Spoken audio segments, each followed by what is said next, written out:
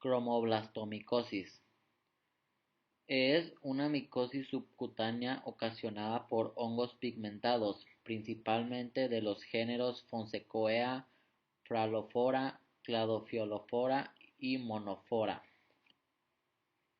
Se considera una enfermedad ocupacional y afecta principalmente a varones y campesinos que andan descalzos o usan huaraches.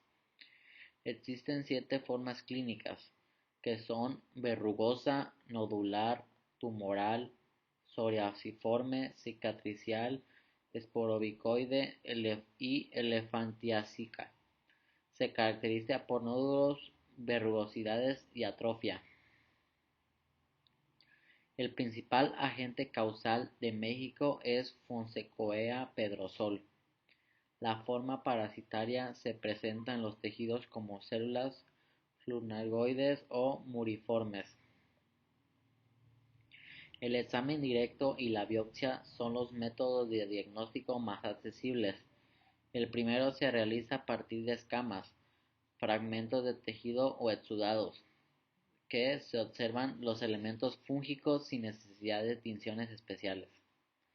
El tratamiento es difícil y prolongado. Lo más utilizado es el itraconazol. En casos iniciales se prefiere resección de las lesiones y en casos recalcitrantes combinar terapias locales y sistémicas. El primer reporte de la enfermedad fue hecho por Carini en Brasil, al observar el agente en los pulmones y riñones de una rana en 1910. Hasta el 2009 en el Instituto Dermatológico y de Cirugía de Piel Humberto Borges Díaz se habían quedado estudiados alrededor de 500 casos. Datos epidemiológicos. Es de distribución mundial, predomina en clima tropical y subtropical. En Costa Rica se registra un caso por cada 24.000 habitantes, en Brasil 3 por cada 100.000, en Madagascar 14 por cada 100.000 y en las regiones rurales de los Estados Unidos la incidencia es de 0.2 por cada 100.000 habitantes. Se observa en cualquier grupo étnico. Se ha ubicado en Australia, Finlandia, Alemania, Rumania y Madagascar. Afecta de preferencia a adultos de 30 a 60 años de edad y en adultos mayores se ha relacionado con tratamientos inmunosupresores. Predomina en varones del 70 al 91% y en Sudáfrica en mujeres. En otras partes es poco frecuente tanto en las mujeres, que es el 9%, como en menores de 15 años. En el mundo se ha documentado carcinoma epidermoide como complicación en 15 casos. No se transmite de una persona a otra. La infección natural se presenta en perros, gatos, caballos, ranas y lobos marinos. Taxonomía. El microorganismo posee diversos factores de virulencia, siendo el principal la capacidad de sintetizar dihidroxinaftalanomelanina al interactuar con iones de hierro y calcio, la cual le confiere resistencia ante el estrés oxidativo, diversos antimicóticos y además contra radiaciones ionizantes. Interacción con el huésped y respuesta inmune. Estos hongos se comportan como dimorfos y en su fase parasitaria se manifiestan como células fumagoides o muriformes, pues dichas células se multiplican por división directa y emiten filamentos. Las células fumagoides conservan viabilidad muy prolongada in vitro, lo que explicaría el periodo de incubación prolongado y la dificultad para la curación. Se ha demostrado que la incubación de F. pedrosoi con suero activa la vía alterna del complemento. Aparece C5A anafilotoxina quimiotáctica, que origina migración de neutrófilos, que destruyen a los hongos. Sin embargo, se presentan alteraciones inmunitarias que guían el curso del padecimiento, observándose incapacidad de los macrófagos infectados para sintetizar óxido nítrico, lo cual progresa la infección. En la clasificación se encuentran 6 tipos, que es la nodular, verrugoso vegetante, tumoral, en placa o psoriasiforme, cicatricial, elefantiásica y linfangítica esporotricoide. En el cuadro clínico tenemos que se desconoce cuánto dura el periodo de incubación. Es muy probable que sea de meses, por lo que muchos afectados no recuerdan antecedentes de traumatismo. La dermatosis suele ser unilateral y asimétrica.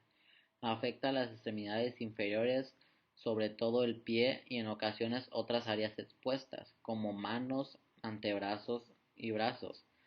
Casi nunca es diseminada. Se han observado casos localizados a tórax, abdomen, nalgas, cabeza, cara e incluso un caso secundario a cirugía de catarata.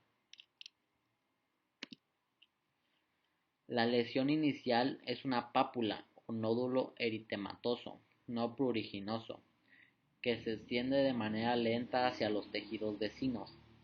Aparecen nuevas lesiones en meses o años. Con el tiempo se observan nódulos eritematosos o de color de la piel, placas verrugosas con descamación intensa o lesiones vegetantes y húmedas.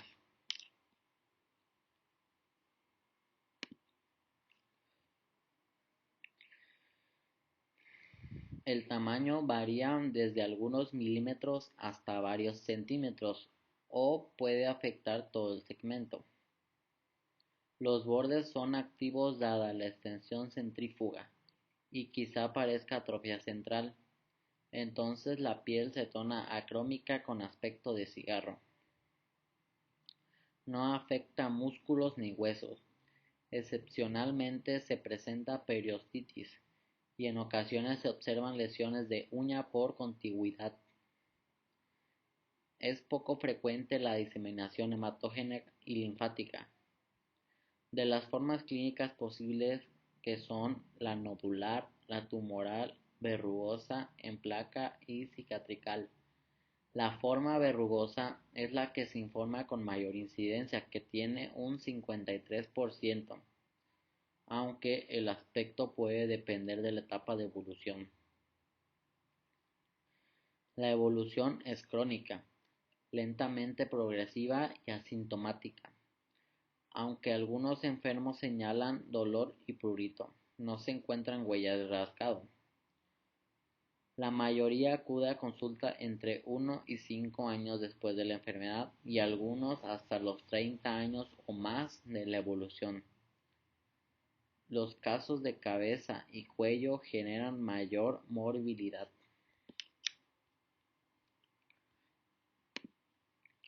Estudio micológico. El examen directo se realiza con hidróxido de potasio al 10 al 40%. Los elementos fúngicos deben buscarse en pus, fragmentos de tejido y sobre todo en las escamas. La sensibilidad de la observación no se aumenta con calcofluor, pues al parecer esta sustancia carece de afinidad por melanina.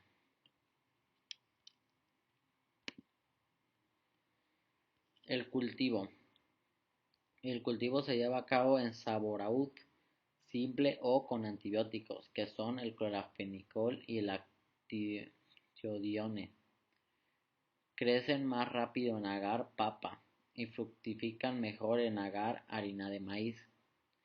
El crecimiento es lento y las características macroscópicas son semejantes para todas las especies causales. De 7 a 12 días se observan colonias de superficie vellosa o algodonosa, de color negro o ligeramente gris verdoso. El estudio al microscopio permite definir la especie mediante la identificación de los tipos de reproducción, que son 3.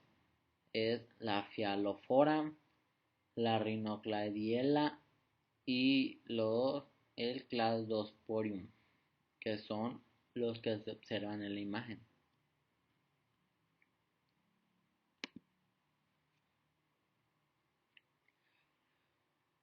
Datos histopatológicos.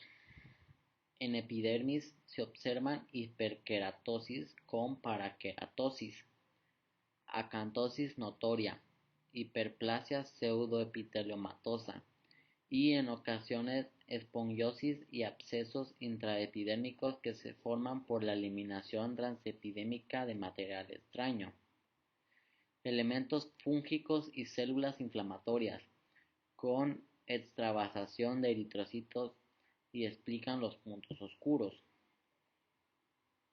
En dermis superficial y media se observan infiltrado inflamatorio con poliomorfonucleares, histocitos, células plasmáticas, linfocitos, macrófagos y escasos eosinófilos. Datos de laboratorio. Se hallan anticuerpos precipitantes y fijadores de complemento, que desaparecen con la terapéutica. Se encuentran en estudio una interdermoreacción y los análisis inmunitarios. No ha prosperado el desarrollo de la cromomicina, un antígeno que evalúa la hipersensibilidad retardada. De manera experimental ha mostrado sensibilidad del 90% y especificidad del 98.8%, lo cual podría ayudar en estudios epidemiológicos en áreas endémicas. Y también se ha desarrollado la infección experimental en las ratas.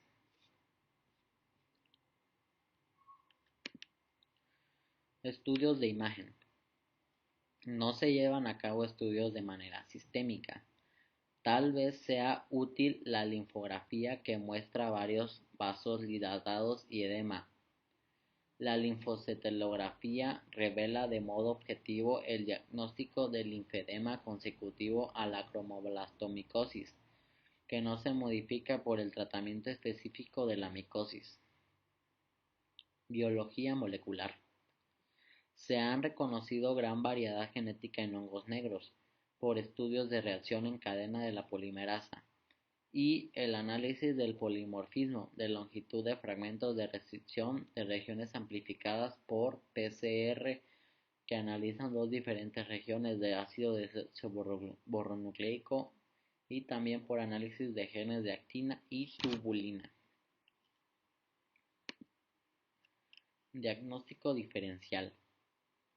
Tuberculosis verrugosa, esporotricosis, carcinoma espinocelular, psoriasis, coccidioidomicosis, leishmaniasis, blastomicosis, micetoma, linfostasis verrugosa, paracoccidioidomicosis y tiña del cuerpo. Complicaciones. Tiene infección bacteriana agregada. En casos muy crónicos, linfostasis verrugosa y degeneración hacia carcinoma epidermoide o melanoma. Esto debido a la inflamación crónica y fibrosis. La patogenia no es clara, pero se han logrado identificar mutaciones en el gen FAS debidas al proceso cicatricial crónico. La diseminación hematogénica puede originar abscesos cerebrales. Si el hongo causal es Cladophilofora bantiana, se denomina cladosporidiosis cerebral. En Japón se han informado metástasis. Tratamiento. Se considera una terapia huérfana, sin estudios controlados, dado lo prolongado de la terapia, y cuyos tratamientos dependen de estudios abiertos o de la opinión de los expertos. No existe tratamiento estándar, varía con la especie de diferentes grados de intensidad, infección bacteriana agregada, respuesta inmune individual, no hay modelos animales, puede haber absorción errática de triazoles y los pacientes en general son de nivel socioeconómico bajo que viven en áreas rurales. Tratamiento médico quirúrgicos. En lesiones pequeñas o fases tempranas, la medida más adecuada es la extirpación quirúrgica amplia y profunda.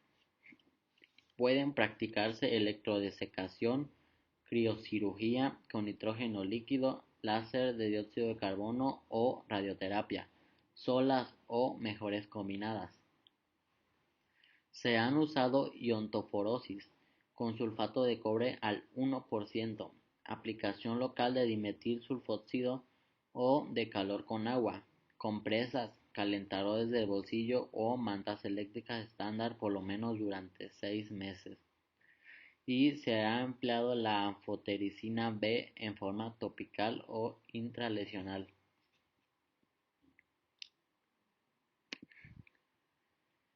Tratamientos sistémicos. El itraconazol de 200 miligramos se debe tomar de 1 o 2 veces al día durante 4 a 8 meses. Ha resultado eficaz en casos por F. pedrosoi y C. carrioni. Se ha empleado con magníficos resultados con dosis de 300 miligramos al día. Si bien no se conoce con exactitud el tiempo de tratamiento óptimo, se recomienda el triple de tiempo necesario para obtener la negatividad clínica y micológica.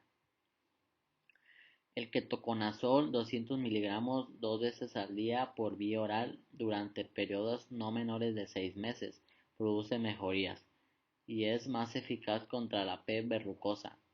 Se obtiene mejor resultado si se combina con 5-fluorocitocina, pero se debe vigilar debido a su toxicidad hepática. Se ha usado terbinafina 500 miligramos a 1 gramo día. Se observa mejoría de un 41% a los 4 meses, 82% a los 12 meses de tratamiento y curación en los casos de C. carrioni en un tiempo de 4 meses. La anfotericina B puede administrarse de forma intravenosa o intraarterial, dado que es nefrotóxica y hepatotóxica, que se deben vigilar el nitrógeno ureico y la creatinina, así como las transaminasas séricas. Aunque en general es seguro, se recomiendan periódicamente practicar un examen general de orina, química sanguínea y pruebas de función hepática.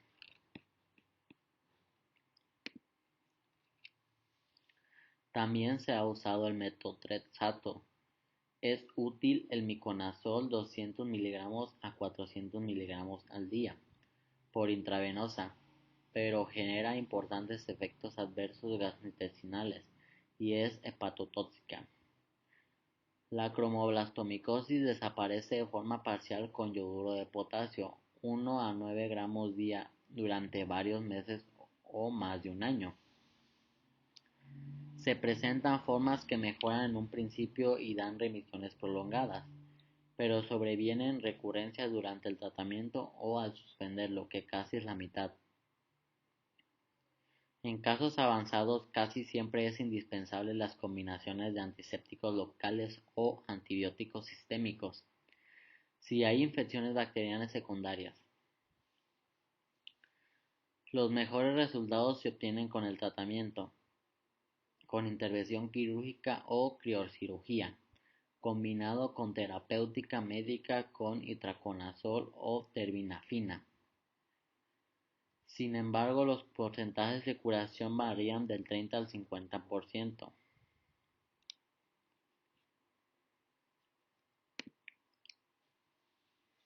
Pronóstico. En el pronóstico tenemos que la enfermedad es crónica. La respuesta al tratamiento es mejor en C. carrioni. La gran extensión en algunos pacientes causa minusvalidez funcional y las consecuentes implicaciones socioeconómicas y ocupacionales.